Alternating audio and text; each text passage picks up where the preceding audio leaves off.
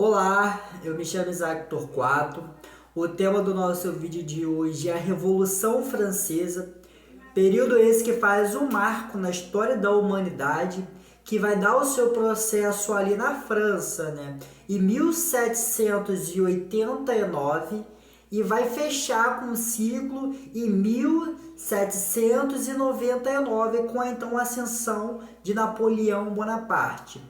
Iremos falar tudo sobre esse processo da revolução, não é um processo fácil, iremos adentrar em cada fase, mas que é um marco para a história da humanidade, uma vez que nós temos a queda do que nós conhecemos como absolutismo, momento ali que vai dar início no século XVI, no século XV, ali, e vai ter o fim desse momento e vai trazer para a história da humanidade, de certa forma, o fim do absolutismo, dando o que mais para frente vai ser conhecido como despotismo, essa ideia de um rei utilizar agora da Constituição e vai influenciar ao longo da história da humanidade como um todo. Eu me chamo Isaac Torquato e hoje iremos falar sobre a Revolução Francesa.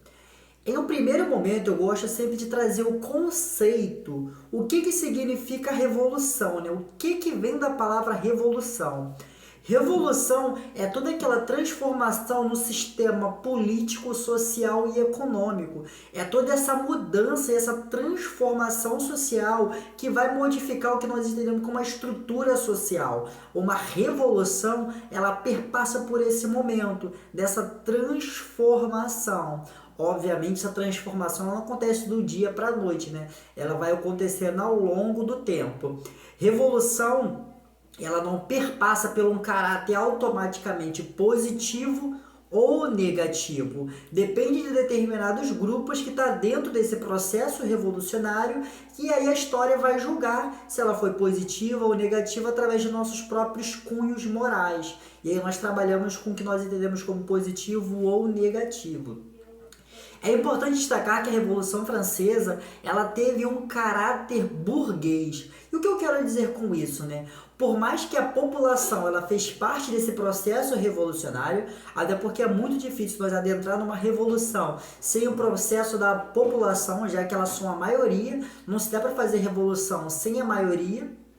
Então nós precisamos dessa população, mas no fim, lá em 1799, quando nós tivemos o fim do processo revolucionário da Revolução Francesa, nós tivemos um marco com a burguesia se ascendendo como classe social, já que lá no período do final da Idade Média, a burguesia ela só tinha um poder econômico. Dentro do processo revolucionário da Revolução Francesa com o fim do absolutismo, nós tivemos a burguesia agora instaurada como o quê? Como uma classe social detendo agora o poder político. A burguesia ela perpassa por esse momento desse poder político. E é aí que nós entendemos que ele é um caráter burguês, por mais que ela tenha parte da população.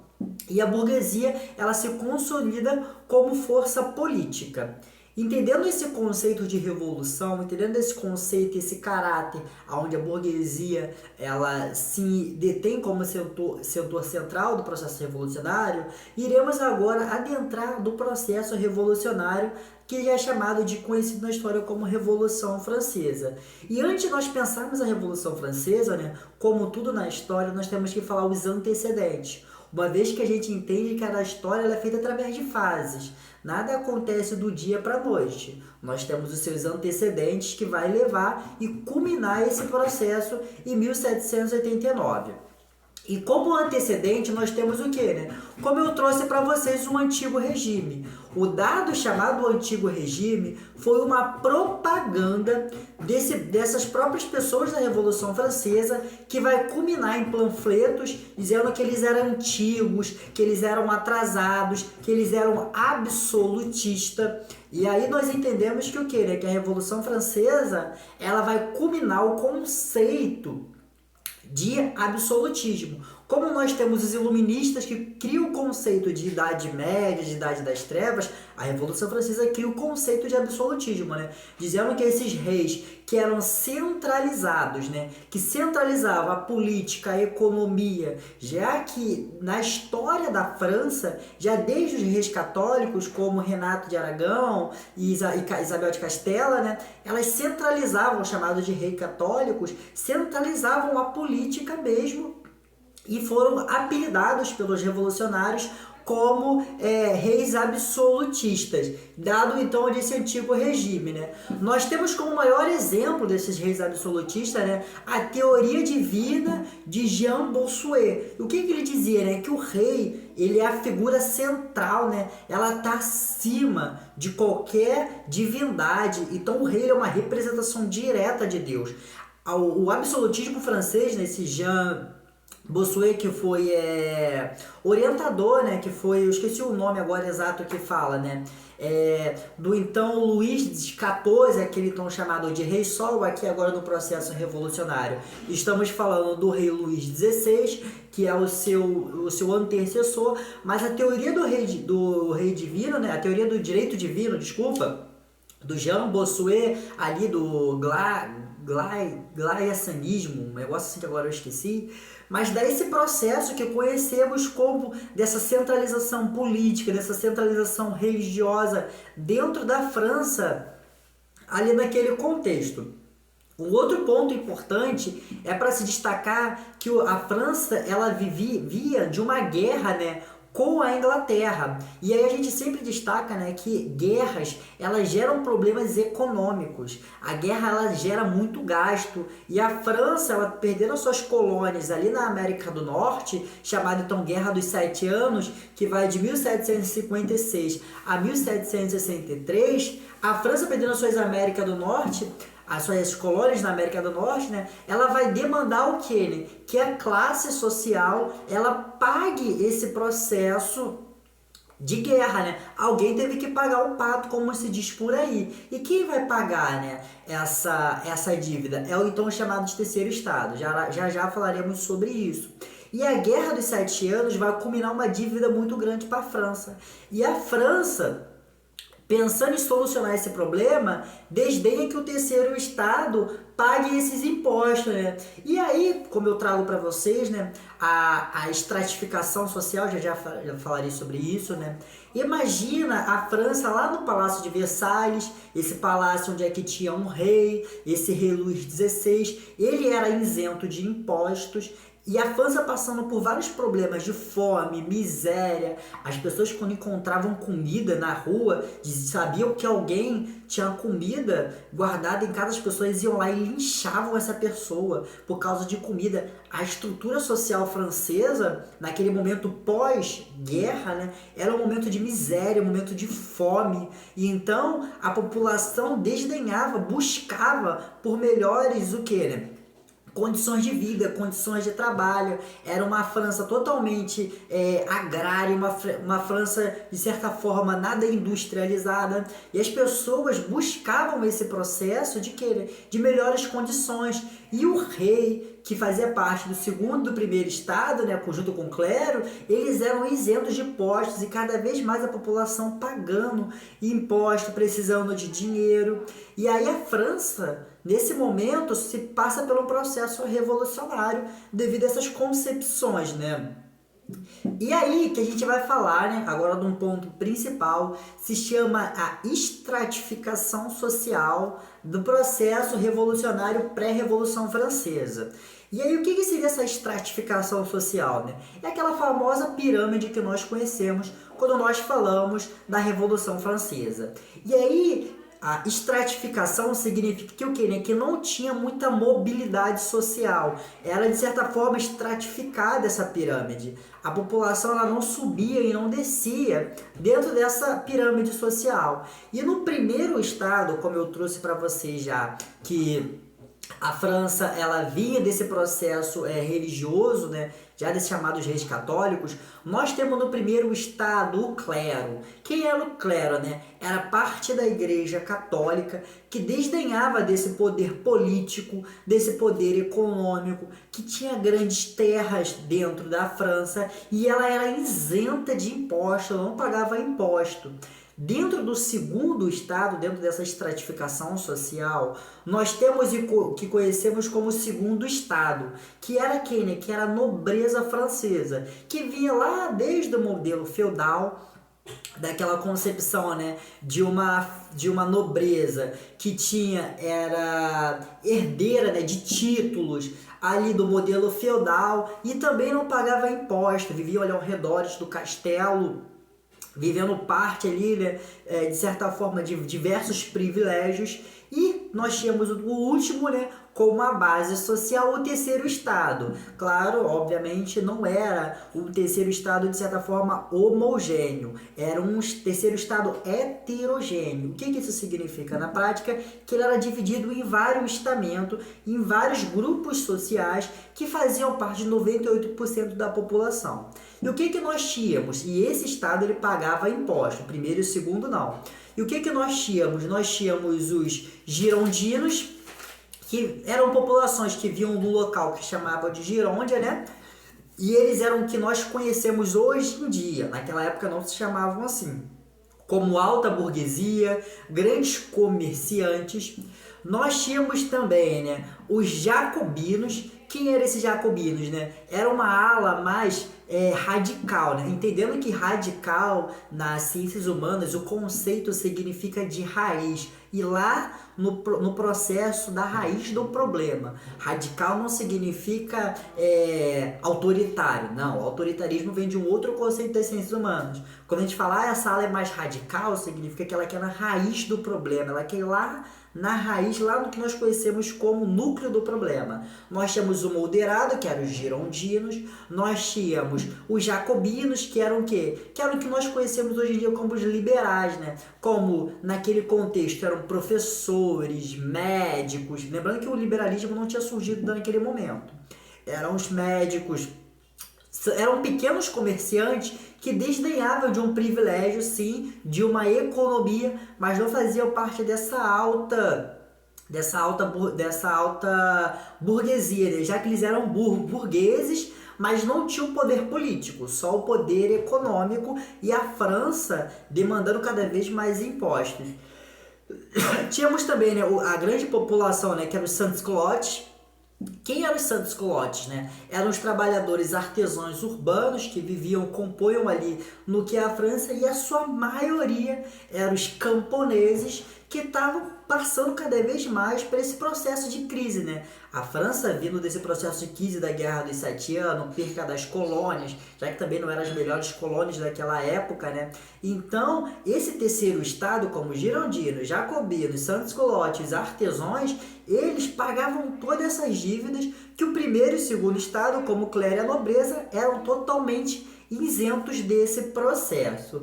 E aí que nós temos, né, um grande processo revolucionário se instalando, o rei, que vivia lá em Versalhes, distante de Paris, né, já que queria ficar distante dessa população, ele vai convocar uma assembleia que já não acontecia, ó, há muito tempo. E aí é convocada essas assembleias geral, aonde o que uma assembleia significa, né? Que tem que deliberar, tem que decidir alguma coisa, solucionar algum problema.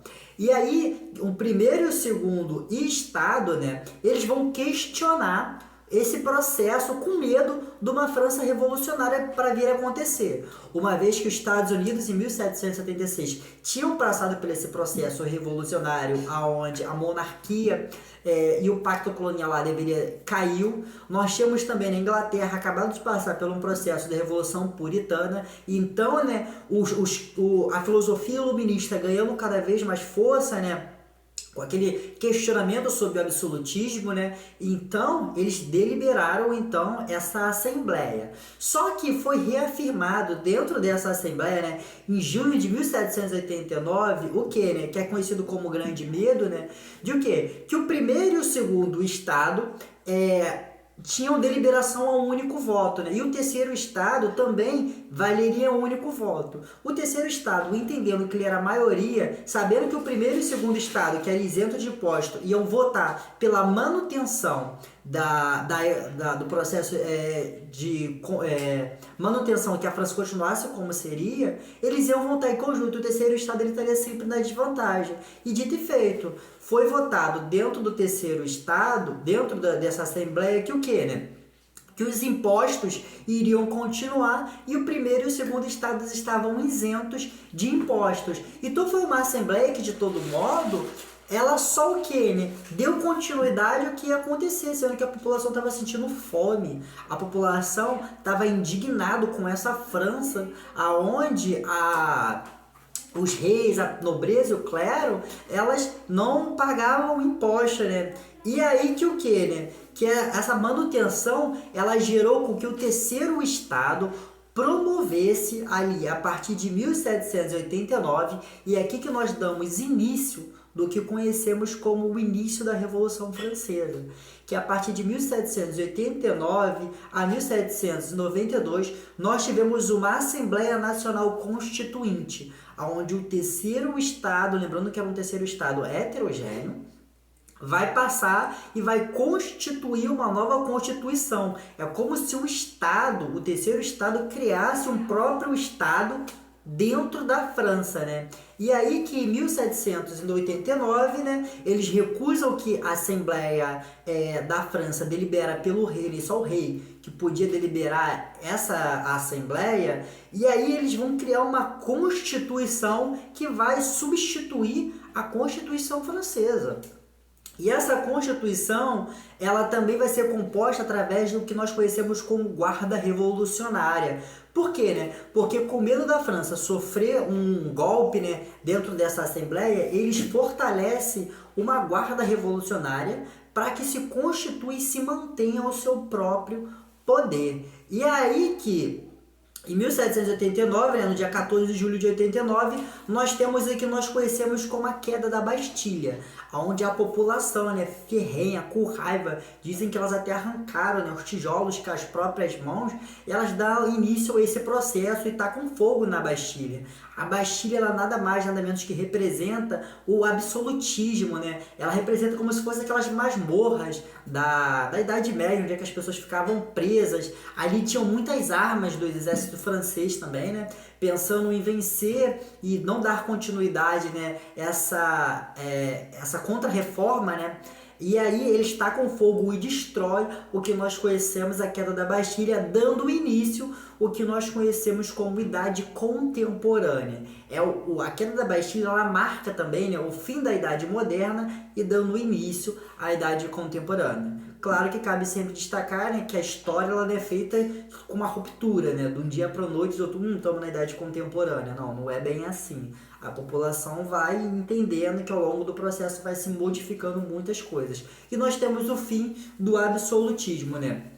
Obviamente, dentro desse processo, nós tivemos também as mulheres que fizeram parte do contexto da Revolução Francesa, marchando ali para o Palácio de Versalhes e pressionando que o rei vá para Paris para resolver esses problemas que estavam acontecendo. E já estava instaurado, né, esse processo do que nós conhecemos como revolução. E aí, eu como um historiador, eu sempre me questiono e me pergunto, né, revolução para quem? Essa revolução, ela foi feita, mas quem está demandando, né? Ela está sendo utilizada pela população, mas quem está demandando a revolução? E no final nós sabemos que as mulheres, elas foram isentas desse processo revolucionário. E aí, né, que nós temos o que, né? Nesse momento nós temos a declaração, não é Constituição, é uma declaração do direito do homem e do cidadão, aonde vai proporcionar aquelas três frases que nós conhecemos muito, né, como liberdade, igualdade e fraternidade. Claro, pensando liberdade para os burgueses, igualdade para os burgueses e fraternidade para os burgueses. Até porque como nesse processo revolucionário o Haiti vai pegar, né, esse leme vai ser utilizado, eles falam, não, para vocês não tem liberdade não, só pra gente, burgueses. E aí, dando continuidade nesse processo da Revolução Francesa, nós tivemos a Convenção Nacional de 1799 a 1795. Processo esse que, aonde, o que nós tivemos, né? Os jacobinos, é nesse momento que nós temos, né, o que nós conhecemos como aquele momento onde é que os jacobinos vão ficar de um lado, os jacobinos ficando à esquerda, representando uma ala mais radical, querendo resolver alguns problemas, uma vez que a França ainda tinha processo de fome, ainda tinha processo de pessoas pagando aluguéis caros, e nós temos os girondinos, que eram os mais moderados, essa alta burguesia, e aí foi conhecido como conceito de esquerda para os jacobinos e direita para os girondinos, e no centro ficava a maior população observando, né? Uma hora eles iam com os jacobinos, outra hora eles iam com os girondinos, dependendo dos discursos. Claro que ao decorrer do século XIX, século XX, nós tivemos essa modificação, né? Esquerda e direita nós não entendemos como uma coisa central, que inicia ali no século XVIII, né? Do século XVIII e termina no século XVIII. Não, ela vai se modificando ao longo do tempo. E aí que nós tivemos ali na Convenção Nacional, né, essa formulação onde é que os jacobinos tentaram trazer o voto censitário. O que seria esse voto censitário? Né? Esse voto através por renda, já que os girondinos falavam assim, não, essa revolução está indo muito longe, então a gente precisa reduzir o poder da população. Além disso, eles também, né, queriam também, né, que o rei ele continuasse sendo representado como um chefe de Estado, não como um chefe de governo, já que se constituiu, né, uma monarquia parlamentar. E aí que dentro desse processo, né, os jacobinos, que tinham maior população ao seu favor, né, já que essa população precisava de modificações radicais. E aí que os jacobinos assumem o poder e demandam o poder da França durante esse contexto, com os jacobinos, né, na figura central de Maximilien Robespierre, né, que a gente conhece como um ditador, mas é claro, né, como eu disse para vocês, a história ela é feita através de propagandas de quem venceu a narrativa histórica, então ele foi dado como um ditador, mas sabemos que ele era um legislador que estava dentro desse processo revolucionário. E aí ele vai estabelecer, né, o que, né, os fins dos privilégios.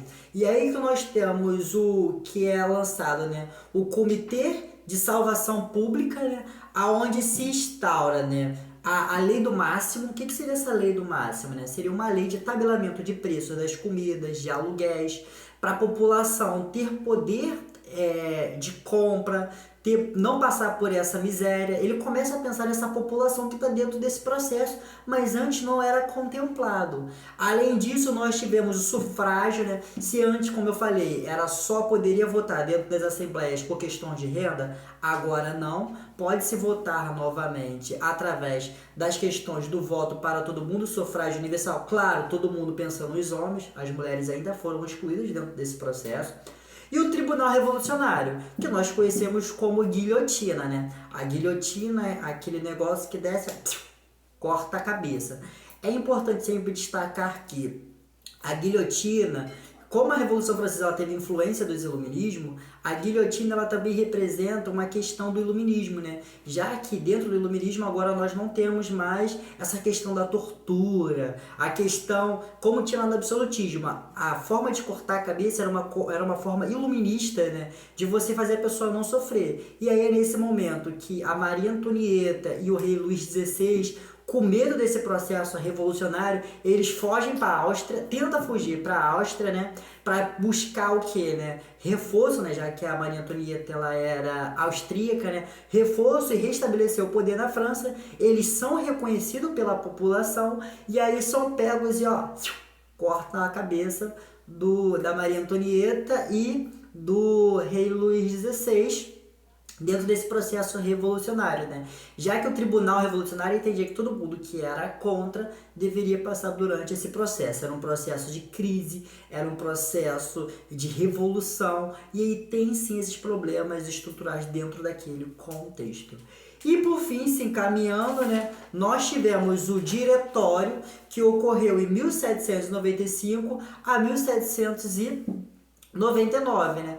Porque o Girondino, perdendo o poder, sendo perseguido, começa a instaurar dentro do seu processo o quê, né? Colocar medo na população. Fala para a população que cada vez mais os jacobinos estão tendo muita força, muito poder, que eles vão cortarem a cabeça da população. E aí, de novo, retomando com essa força, eles dão um golpe de Estado, né? E retomam o poder em cima dos jacobinos, né?